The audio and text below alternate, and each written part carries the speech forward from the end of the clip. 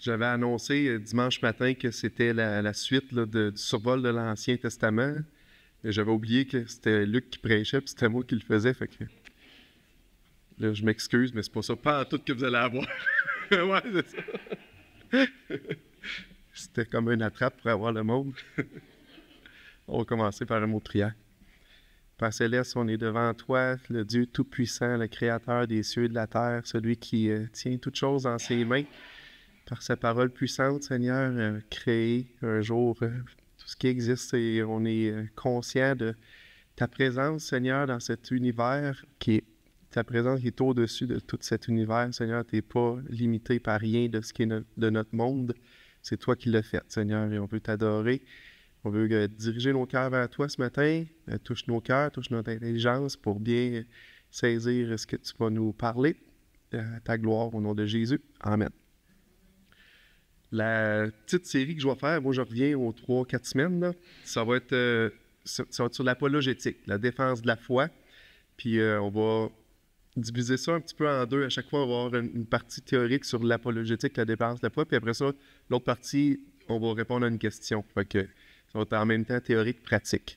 Puis la question qu'on va regarder aujourd'hui, c'est est-ce que Dieu existe? Puis on va regarder un argument, l'argument cosmologique, puis on va en regarder d'autres parce que cette question-là ne sera pas répondue en un coup.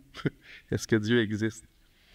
Pourquoi faire une série là-dessus? Bien parce que pendant toute notre vie chrétienne, notre foi va être mise à l'épreuve rigoureusement et je vous dirais souvent, de différentes façons. Des fois, c'est des épreuves personnelles qui peuvent challenger notre foi. Des fois, c'est des réflexions, des questionnements qui vont amener des doutes, là. Des fois, ça va être des discussions avec des gens qui vont poser des bonnes colles, puis on ne saura pas trop comment répondre. On est comme testé par ça. Des fois, c'est la persécution, la moquerie qui peut amener à nous remettre en question. Le passage clé, quand on parle de ça, c'est dans 1 Pierre 3, 15, 16.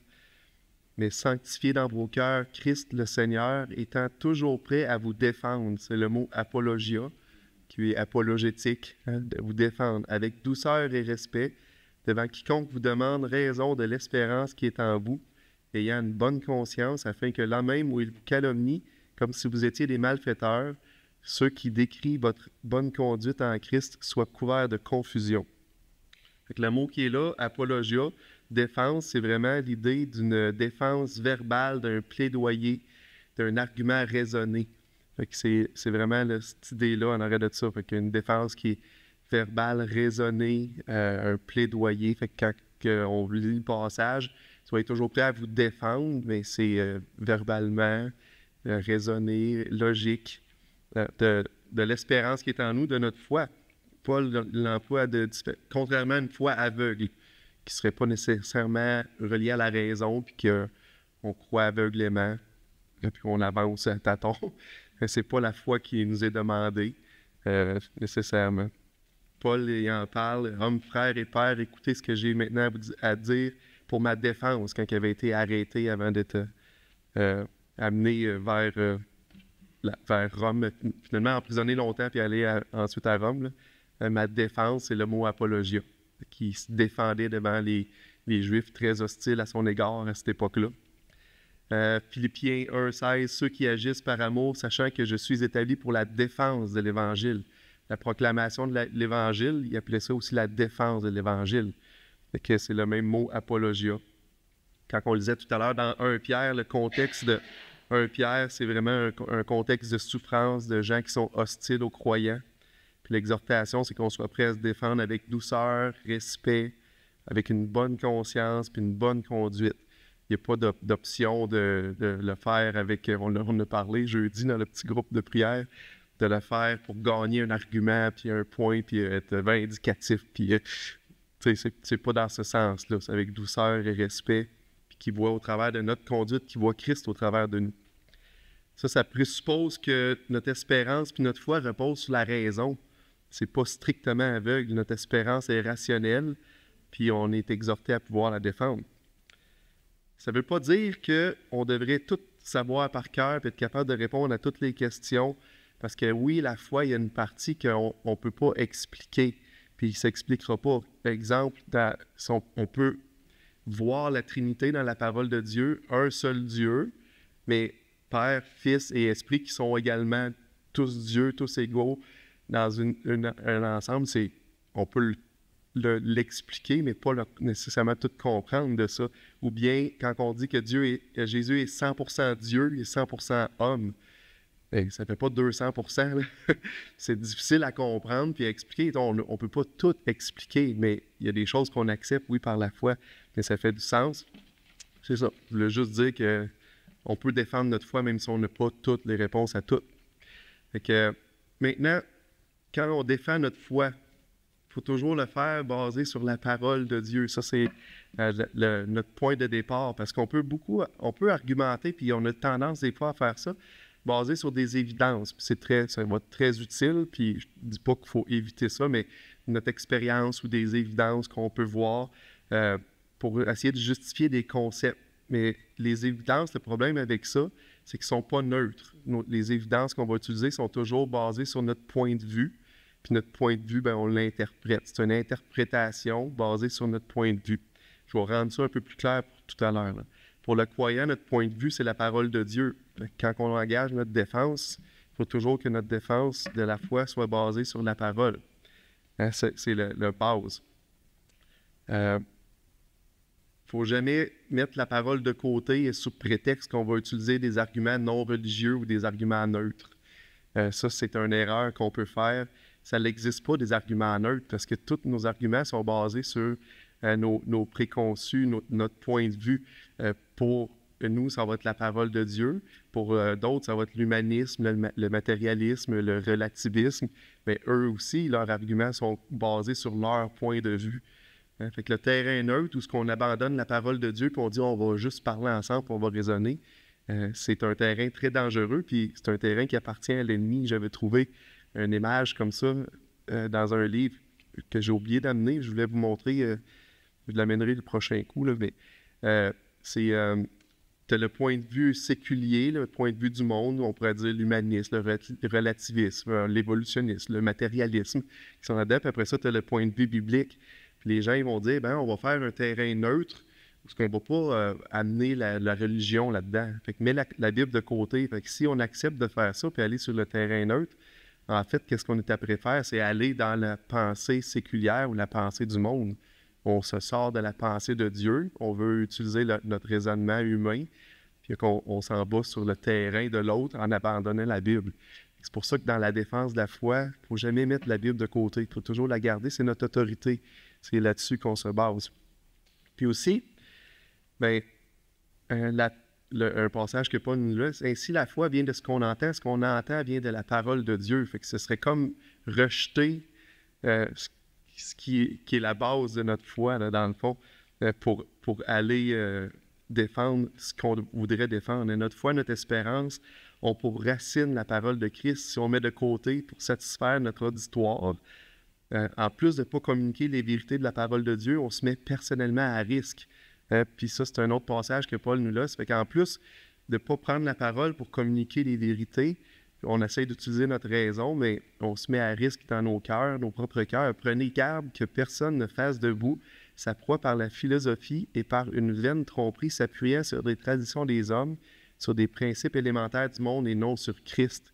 Fait que si on met la parole pour défendre la foi de côté, puis on dit on va y aller avec notre raisonnement, ça semble peut-être bien beau puis bien noble parce qu'on veut gagner un point, mais en fait, on se met à risque parce qu'on utilise notre philosophie, on utilise le raisonnement humain.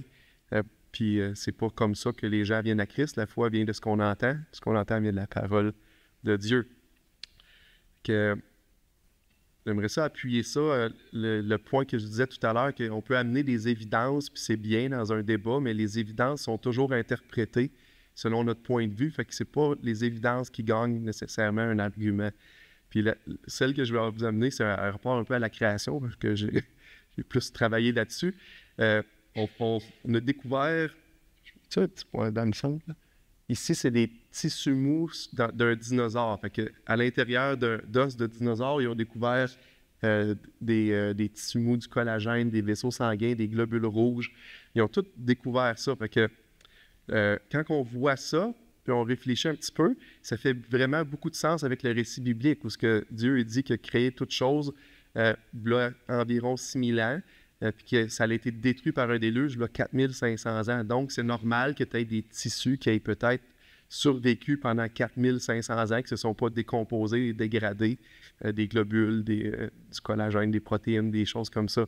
Fait que nous, on le voit de notre point de vue, puis on dit, ah, voyez, ça fit avec le créationnisme. Un évolutionniste ou même un chrétien qui va croire à des longs âges, lui, il va dire, non, les dinosaures n'ont jamais été en même temps que les humains sur la Terre. Puis ça, c'est juste parce qu'on n'a pas encore découvert comment est-ce que ça peut se préserver pendant des millions d'années, ces tissus mous-là. En théorie, il reste 65 millions d'années, fait qu'on n'a juste pas découvert. Là, ils utilisent ce qu'on appelle une bouée de sauvetage. Fait que là, ils vont regarder l'argument, puis ils vont dire, ouais, mais ça ne fit pas avec mon point de vue, donc il doit y avoir quelque chose d'autre.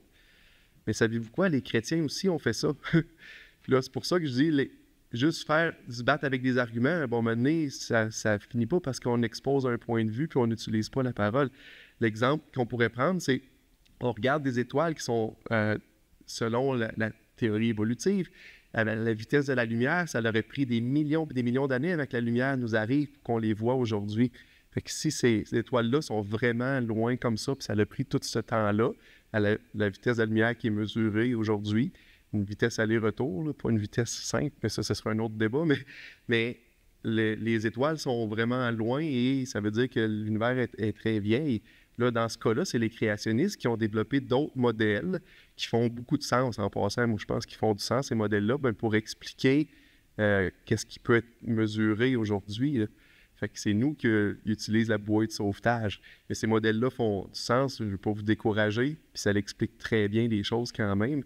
Mais peu importe, quand on a un point de vue, c'est vraiment fort, puis on est capable d'expliquer les évidences, puis toujours les ramener de notre côté.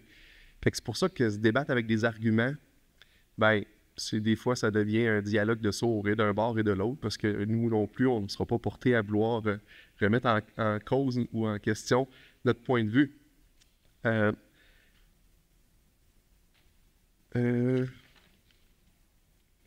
voulais vous laisser un passage que Jésus a enseigné pour ça, juste pour le démontrer. Dans la parabole ou l'histoire de Lazare et de l'homme riche, Jésus il cite Abraham qui parle dans cette parabole-là, c'est Jésus qui l'a conté. Et Abraham lui dit, « S'ils n'écoutent pas Moïse et les prophètes, ils ne se laisseront pas persuader, même si quelqu'un des morts ressuscitait. » Fait que vous voyez que notre point de vue est tellement fort. Puis les gens disent, les morts, ça ne ressuscite pas. Fait que même s'ils verraient quelqu'un ressusciter des morts, il n'est peut-être pas vraiment mort, ou c'est pas lui, ou il ressemble. Ou, peu importe, les gens ne se laissent pas convaincre. Puis ça va loin, ça. Dans Matthieu 28, quand Jésus est ressuscité ses propres disciples, quand ils le virent, ils l'adorèrent, mais quelques-uns eurent des doutes. Fait que vous voyez que des fois, des arguments, puis si on a un point de vue ancré, c'est difficile de changer le cœur de quelqu'un par juste l'argumentation. Fait que ça, c'est un petit peu la partie apologétique. C'est pour ça que je vous encourage à jamais lâcher la parole. La foi vient de ce qu'on entend, puis ce qu'on entend vient de la parole. Ça va transformer un cœur. L'Esprit de Dieu va transformer un cœur. Un débat d'arguments, ça ne transformera pas un cœur. Je ne dis pas qu'il ne faut pas le faire, des fois, il faut passer par là, mais c'est pas ça qui va être transformateur. Fait que ça, c'est une belle preuve au travers même de la parole. Mais maintenant, on va le faire, on va regarder le côté pratique un petit peu. De ça, on va répondre à une question. Est-ce que Dieu existe? La question que j'aimerais qu'on regarde en premier, c'est ça. Puis ça semble simple pour nous parce que la parole, elle, affirme l'existence de Dieu. Elle n'essaie même pas de le prouver ou de le défendre, afin de l'affirmer. Fait que la Bible qu'on a entre les mains, elle affirme Dieu existe. Il est là dès le commencement. Au commencement, Dieu créa les cieux et la terre. C'est lui qui est la cause de tout ce qui existe. Puis la création est la preuve la plus tangible de l'existence de Dieu. Puis selon la Bible, on peut retourner dans Romains 1 pour faire lire. C'est un passage qui est pas mal connu par les gens, là. Mais l'existence de Dieu, selon la parole de Dieu, elle est visible au travers de sa création. Puis les gens volontairement le repoussent de leur pensée pour suivre leur propre cœur. Mais l'existence de Dieu, elle se voit quand on regarde les étoiles, quand on regarde les arbres, les animaux, les humains, les petites choses, la chimie, la physique, les choses-là, ça pointe vers Dieu au travers de sa création. Romains 1, les versets 18 à 23. La colère de Dieu se révèle du ciel contre toute impiété et toute injustice des hommes qui retiennent injustement la vérité captive. Car ce qu'on peut connaître de Dieu est manifeste pour eux, Dieu leur ayant fait connaître. Fait qu'on peut connaître Dieu, c'est manifeste, on devrait être capable de le voir dans son design, là. En effet, les perfections invisibles de Dieu, sa puissance éternelle et sa divinité se voient comme à l'œil nu depuis la création du monde quand on les considère dans ses ouvrages. Fait que le design dans qu'est-ce qu'on voit dans la création, l'ordre, la puissance déployée, tout ça, ça pointe vers Dieu. Quand on les considère dans ses ouvrages, ils sont donc inexcusables. Fait que pour Dieu, pas le voir dans sa création, c'est quelque chose qui ne s'excuse pas, car ayant connu Dieu, ils ne l'ont point glorifié comme Dieu, ils ne lui ont point rendu grâce, mais ils se sont égarés dans leurs pensées. Leur cœur sans intelligence a été plongé dans les ténèbres. Se vantant d'être sages, ils sont devenus fous. Ils ont changé la gloire de Dieu, la gloire manifestée au travers de sa création, la gloire du Dieu incorruptible en des images représentant l'homme corruptible, des oiseaux, des quadrupèdes, des reptiles. On peut voir là le matérialisme. Ils ont changé la gloire de Dieu dans la création. Ils ont pris la création puis ont adoré la création au lieu du Créateur. Hein? Fait que, est-ce que Dieu existe? Bien, les gens devraient le voir dans la création, mais ils répriment ça dans leur cœur. Leur cœur sans intelligence, nos cœurs méchants. Maintenant, est-ce qu'on peut prouver l'existence de Dieu en dehors de la Bible? Hein? Est-ce que je peux prouver l'existence de Dieu par la raison pure, sans la foi, par la science puis les mathématiques? Est-ce que je pourrais faire une expérience puis prouver Dieu ou faire un calcul mathématique puis voyez à la fin, t'arrives, ben Dieu existe? Ça, c'est la question qu'on se pose. Est-ce qu'on peut prouver Dieu en dehors de la Bible par la science ou les mathématiques? La réponse que j'ai pour vous, c'est non, parce que Dieu est transcendant. Qu'est-ce que ça veut dire transcendant? Dieu existe en dehors de sa création. Il existe sans la nécessité du monde physique, de l'énergie, de la matière. Il n'est pas dans le temps ni dans l'espace. Dieu n'a pas besoin de l'univers au complet pour exister. Puis nous, les seules choses qu'on a, qu'on peut tester, c'est qu'est-ce qu'il y a dans l'univers. Mais Dieu, lui, est au-dessus de ça. Nous, on peut regarder des étoiles loin, on peut regarder dans le microscope des choses proches. Ça, on peut les mesurer, puis tout ça, mais si Dieu est en dehors de tout ça, on n'a pas d'outils pour pouvoir le mesurer. C'est pas physique. Dieu n'est pas comme ça pris physiquement. On ne peut pas le démontrer scientifiquement ou mathématiquement. Je ne peux pas prendre Dieu, monter la température de 10 degrés, puis voir comment il réagit. T'sais. Et je peux faire ça avec de l'eau, avec un gaz ou avec d'autres choses. Je ne peux pas faire un rayon X de Dieu puis voir, OK, c'est comme ça qu'il est fait. On peut pas le faire physiquement parce que lui, il est plus grand que notre univers. Il n'est pas contenu dans rien de ce qui existe. Hein? Fait qu'il faut pas perdre ça de vue. Là, on pourrait dire, on peut peut-être le faire avec la raison de façon mathématique. Quand on réfléchit, est-ce que vous avez déjà tenu 7 dans vos mains, le chiffre 7? Hein? 7, c'est un concept que l'intelligence est capable de capturer, mais je ne vois pas un 7 en liberté se promener. Là. Hein? C'est vraiment dans l'intelligence humaine. Tout le concept mathématique, c'est un peu la même chose. Fait que dans notre intelligence, on est capable de conceptualiser des réalités, mais pas mesurables ou pas touchables ou pas physiquement contrôlables. Mais Dieu, lui, c'est un peu comme ça, il est en dehors de la physique. Puis qu'est-ce qu'il y en est? Les maths ne pourront pas le prouver non plus. Ce que les maths prouvent, c'est que ça prend de l'intelligence pour que ça puisse être réel. Si on serait toutes des bactéries aujourd'hui, là, ben, savez-vous quoi? Le chiffre 7 n'existerait pas. Les bactéries ne sont pas capables de penser au chiffre 7, puis surtout pas l'additionner au chiffre 2, puis dire « Ah, ça fait 9 ». C'est vraiment l'intelligence qui fait ça. Que les mathématiques prouvent seulement qu'il y a de l'intelligence, puis ça prend de l'intelligence.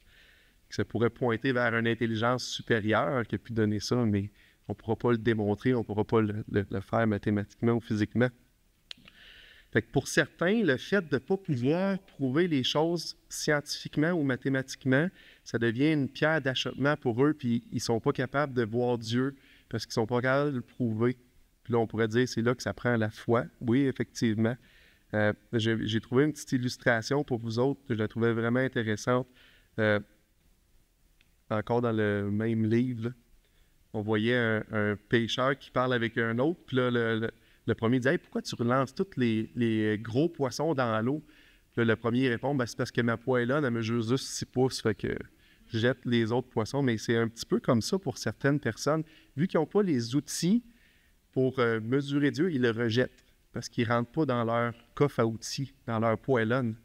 Mais ils ne rentrent pas dans le monde physique ou le monde mathématique. Ils vont le rejeter automatiquement. Ce qu'on peut dire, c'est que Dieu n'est pas mathématique ou scientifiquement prouvable parce que son existence est dans le domaine, il appelle ça la métaphysique ou c'est en dehors de la physique. Mais ce n'est pas vraiment un problème pour le croyant parce que ça correspond au Dieu à qui on croit, un Dieu qui est en dehors de sa création, qui est plus grand que sa création. Fait que si on serait capable, par notre petite intelligence, de le circonscrire et le mettre dans notre poêlonne de 6 pouces, bien Dieu ne serait pas si grand que ça. Fait que pour le croyant, ça, c'est pas un problème, mais ça vient de notre foi dans sa parole. Puis la création, bien, c'est le plus bel indice qu'on a de son existence, comme je disais tout à l'heure, puis on l'a lu dans Romains 1. La création, c'est un indice qu'il y a quelque chose de plus grand qu'elle-même. Fait que la création est belle et grande, mais il y a quelque chose de plus grand que la création. Puis c'est là qu'on peut voir Dieu. Quand on voit également l'ordre puis l'intelligence déployée puis la puissance dans la création, ça aussi, ça nous aide à voir Dieu. Ça prend quelque chose de plus grand que qu'est-ce qu'on voit puis de plus épatant. Fait que ça c'est intéressant, mais sans la Bible, on serait un peu dans les ténèbres. On pourrait dire, oui, quelque chose de plus grand, mais on ne serait pas capable de mettre le point sur quoi que c'est. Ça pourrait être dans le temps, ça pouvait être Baal ou Zeus ou un autre, ou une bataille de plein de dieux, ou ça pourrait être des extraterrestres aujourd'hui. Si on n'a pas la parole de Dieu, on n'est pas capable de pointer vers c'est qui ce Dieu-là. Puis qu'est-ce qui est le fun de voir dans l'univers puis dans l'interaction avec les gens, c'est que si on a des interactions humaines comme ça, c'est parce qu'on est capable d'avoir des relations personnelles, c'est parce qu'il y a un Dieu personnel qui veut se révéler. Puis là, la parole est vraiment là pour nous révéler Dieu qui est. Ça devient hyper intéressant. Fait que ce que je disais, c'est que c'est difficile avec des arguments de gagner, de prouver Dieu, parce qu'on ne sera pas capable de le faire vraiment scientifiquement ou mathématiquement. On ne sera pas capable de le prouver sans aucun doute. Fait que qu'est-ce qu'on utilise? C'est, on pourrait dire, l'accumulation d'arguments qui vont pointer vers ça. La nature étant le point de départ, l'intelligence dans ce qui est fait. On est capable d'accumuler différentes choses. On va voir plus tard, on va voir l'argument moral, le fait qu'on a de la conscience du bien et du mal, puis ça, c'est dans tous les hommes. Ça pointe vers une morale supérieure. On va voir d'autres types d'arguments qui vont pointer vers Dieu. Puis l'accumulation de ces choses-là peut amener les gens à considérer que Dieu existe puis quitter leur athéisme ou agnostique où on ne peut pas vraiment savoir. Fait que j'aimerais ça qu'on en regarde une ce matin. C'est l'argument qui est dit cosmologique ou l'argument de Kalam, qui est développé par plusieurs. Là, si vous allez sur Internet, là, vous allez le voir à plusieurs fois. C'est une question, on va regarder l'univers. Là. C'est un peu philosophique la question qui a été posée. Pourquoi est-ce que l'univers existe? Pourquoi il n'y a rien à la place? C'est une bonne question. Hein? Pourquoi qu'on est là? Pourquoi qu'en fait, il n'y aurait rien? Qu'est-ce qui nécessitait que l'univers soit là? Il n'y a pas rien, en fait. Il n'y a pas de nécessité. Pourtant, on est ici. J'ai fait une petite vidéo, là, plusieurs années. Fait que vous allez m'excuser, c'était ma première essai, en plus, avec un petit logiciel. Puis c'est un peu étourdissant de voir une main qui écrit, là, mais faites juste écouter, ça dure à peu près 2 minutes. Puis après ça, on va en parler un petit peu plus en détail. Dieu existe-t-il réellement? Est-il plus grand que tout ce que l'on peut observer dans l'univers? Ou bien est-ce que l'univers matériel constitue tout ce qui existe, tout ce qui a existé et tout ce qui existera? On peut répondre à cette question par l'argumentation cosmologique. Voici le raisonnement.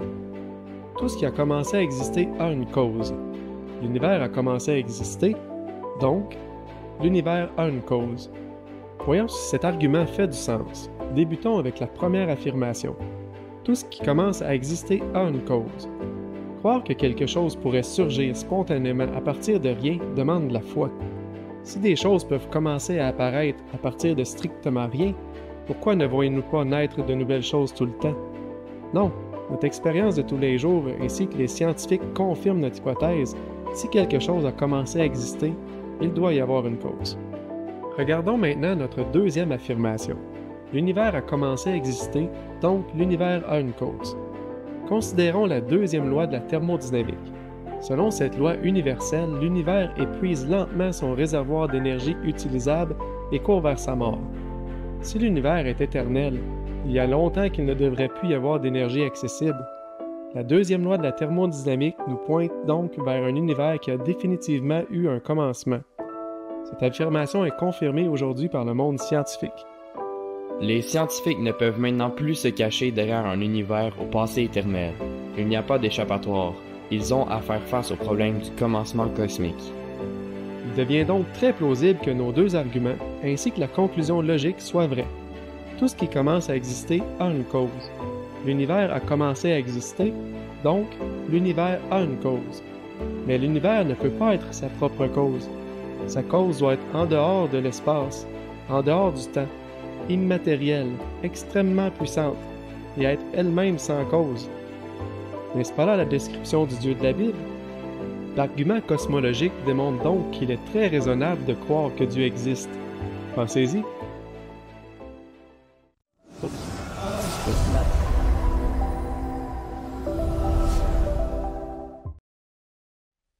On va le repasser étape par étape.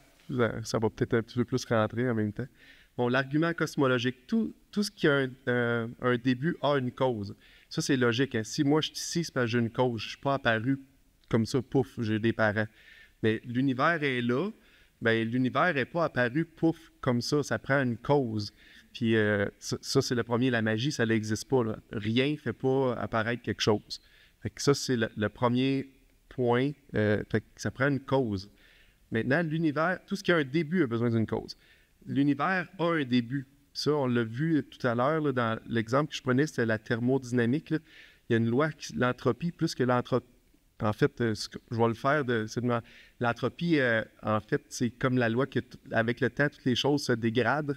Hein? Puis, si on prend l'énergie totale de l'univers, avec le temps, cette énergie-là est après diminuée. Puis on peut le voir, mettons, avec le soleil. Le soleil, c'est une boule de gaz qui brûle, mais à un moment donné, il n'y aura plus de gaz. C'est comme dans mon réservoir à essence, je mets de l'essence dedans qui va être transformée en énergie, mais à un moment donné, il n'y en a plus, puis si j'en remets pas, bien, c'est fini. Mais l'énergie, le problème, c'est que quand elle se transforme, un moment donné, elle devient plus utilisable. Fait que l'univers est présentement était dans une mort anthropique. Là. Avec le temps, il n'y aura plus d'énergie dans l'univers. Toutes les étoiles vont s'être consumées, puis il n'y aura plus rien. Ça va se dissiper. Il va y avoir une chaleur égale partout dans tout l'univers. Mais si l'univers est éternel, comme certains pensaient au début, mais ça fait longtemps qu'il n'y aurait plus eu d'énergie. Hein, elle se serait toute vidée. Fait que ça pointe que l'univers n'est pas éternel. Les gens, ils se sont rendus compte de ça, les scientifiques, quand ils ont étudié la physique, ils se sont rendus compte de ça, puis ils sont arrivés à cette conclusion-là aussi, que l'univers, elle a un début. Donc, l'univers, elle a commencé à exister. Ça veut dire qu'elle a une cause. Alors, l'univers a une cause. Que vous voyez un petit peu qu'est-ce qu'il y en est. À date, ça va bien pour ça. J'ai pas perdu trop de monde, moi. Je pense que c'est un peu logique. On ne peut pas être notre propre cause. L'univers ne peut pas être sa propre cause. Ça prenait quelque chose d'autre. Maintenant, pour causer l'univers, ça prend quelque chose de quand même grand. Hein? L'univers, c'est tout l'espace qu'on connaît, mais ça prend une cause qui n'est pas attachée à l'espace, parce que l'espace a besoin d'espace pour exister. Fait que ça prend quelque chose qui n'a pas besoin, qui n'est pas relié à l'espace. Ah oui, ça c'est intéressant. On avait vu une citation là, des scientifiques. Quand ils ont découvert que l'univers avait un début, puis là, qu'ils ont eu un consensus, un des scientifiques qui travaillait à la NASA, ça c'est une phrase qu'il a dit, il la trouvait vraiment drôle. Pour le scientifique qui a vécu selon sa foi, dans le pouvoir de la raison. C'est quelqu'un qui pense qu'on peut raisonner toute chose, puis Lui, il avait vécu dans ce pouvoir-là. L'histoire se termine comme un cauchemar. Il a escaladé la montagne de l'ignorance. Il a fait plein d'expériences, d'études, puis il monte là, puis il dit « Ah, on s'en vient de plus en plus intelligent. » Il s'apprête à conquérir le plus haut sommet, là. Puis là, il arrive en haut, puis alors qu'il franchit le dernier rocher, il est accueilli par un groupe de théologiens assis là depuis des siècles qui disent « Ben oui, l'univers a un début. » C'est écrit dans Genèse 1:1. Au commencement, Dieu créa. Puis là, eux, après des études, puis tout ça, ils arrivent « Ah, l'univers a un début. » Mais c'est ça. Pas besoin d'études pour ça. L'univers ne peut pas être sa propre cause. Il faut qu'elle ait un commencement. Ça prend quelque chose de plus grand que l'univers. Puis là, on peut regarder les différentes dimensions dans l'univers, puis là, on va l'appliquer à Dieu. Hein. L'univers, dans l'univers, il y a la notion du temps. Fait que ça prend quelque chose qui n'est pas relié dans le temps ou pris dans le temps pour avoir créé notre univers.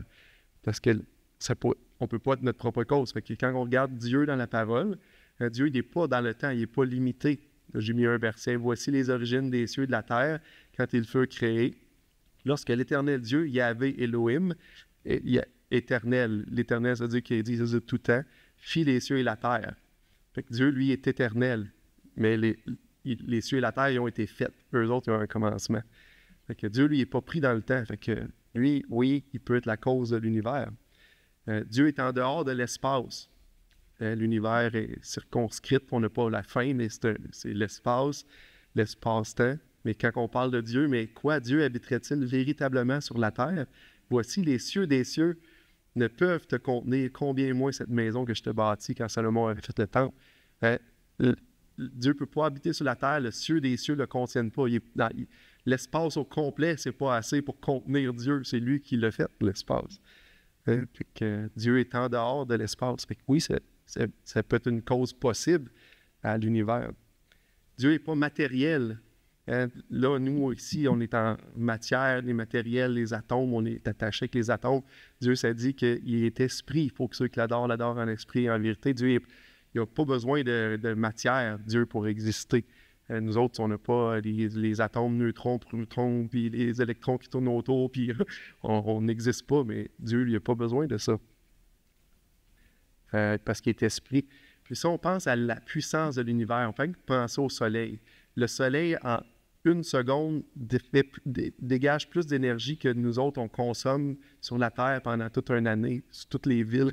Lui, en une seconde, il en propage plus. Plus, le soleil, c'est une étoile très moyenne dans notre galaxie qui est à côté de milliards puis de milliards de galaxies. Fait qu'on peut imaginer la puissance qu'il y a dans l'univers. Mais ça prend quelque chose de plus puissant que ça pour pouvoir être la cause de cette puissance-là. Puis quand Dieu il parle à Abraham, puis il se décrit, lorsqu'Abraham fut âgé de 99 ans, l'Éternel apparut à Abraham et lui dit « Je suis le Dieu tout-puissant, qui est la puissance sans fin ou sans limite. Marche devant ma face et sois intègre. » Que ça, c'est le Dieu qui est décrit dans la parole. Puis oui, ça prend la foi. Je vais terminer avec ça. On ne peut pas prouver que Dieu existe. Comme on l'a marqué, on peut avoir des arguments qui pointent vers ça, mais ça va toujours être une question de foi.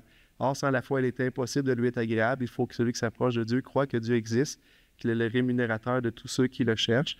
Par contre, on a une foi raisonnable. Ça fait du sens. Que l'univers existe, ça prend quelqu'un qui est en dehors du temps, de l'espace, de la matière, qui est tout puissant. C'est la description du Dieu de la Bible. Puis là, la question... Je vais juste enlever mon alarme pour que ça vous sonne dans les oreilles. La question que les gens vont peut-être dire, « Oui, mais Dieu, lui, c'est qui le fait? » Ça, j'ai une réponse pour ça. C'est un super Dieu qui a fait Dieu. Là, je vous surprends, hein? Mais c'est qui a fait le super Dieu? Bien, c'est un super Dieu qui a fait le super Dieu qui a fait Dieu. Mais là, c'est qui a fait le super Dieu? Bien, c'est un super Dieu qui a fait le super Dieu qui a fait le super Dieu qui a fait Dieu. Puis là, on pourrait faire ce jeu-là à l'infini. Mais c'est un Dieu infini, mais c'est le Dieu qui est présenté dans la parole. Yahvé, l'Éternel, celui qui existe sans cause, l'existant. Si on avait vu, c'est traduit éternel dans nos Bibles souvent, mais ça aurait pu être l'existant. Je suis, l'Éternel, je suis. Le présent continuel. C'est lui qui a fait toutes choses. Fait que j'aimerais ça terminer par des questions. On a peut-être 5 minutes de questions.